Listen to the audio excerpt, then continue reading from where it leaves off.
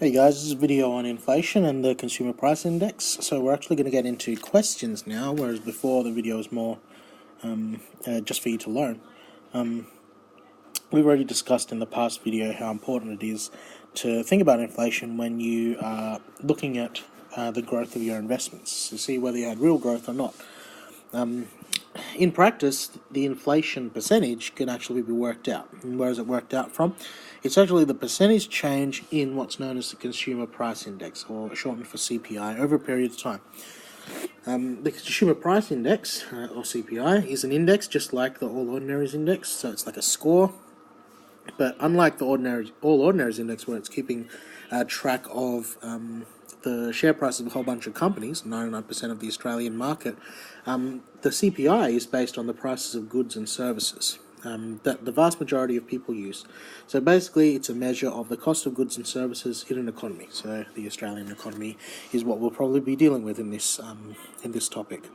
So if you find the percentage change, it could be an increase or a decrease in the CPI, the index numbers, over a certain period of time, you are actually calculating the inflation rate over that period of time you calculated for. Okay, so we can sum that up in this formula here. It's not in your book, but you can use it. If you find the percentage change, we've used this formula before, now it's just modified to be CPI. If you get the new value, take the old value, and then divide all of that by the old CPI, and times by 100%, you will get the percentage change in CPI.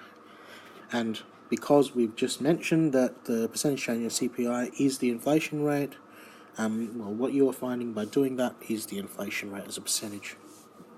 So to show how this works, we've got a super simplified example here, but it shows the process. If you're given these figures for the CPI from 2005 to 2006, and you're asked to find the inflation rate going from 2005 to 2006, well, we've already said that the inflation rate is just the percentage change in the CPI. So you'll be finding a percentage change from 2005 to 2006. Okay, and what are the numbers you're going to use? Those two. So it's going to be the new value, 151.9, take 147.5 over the old value, 147.5, times it all by 100%, and you'll get, let's grab the calculator,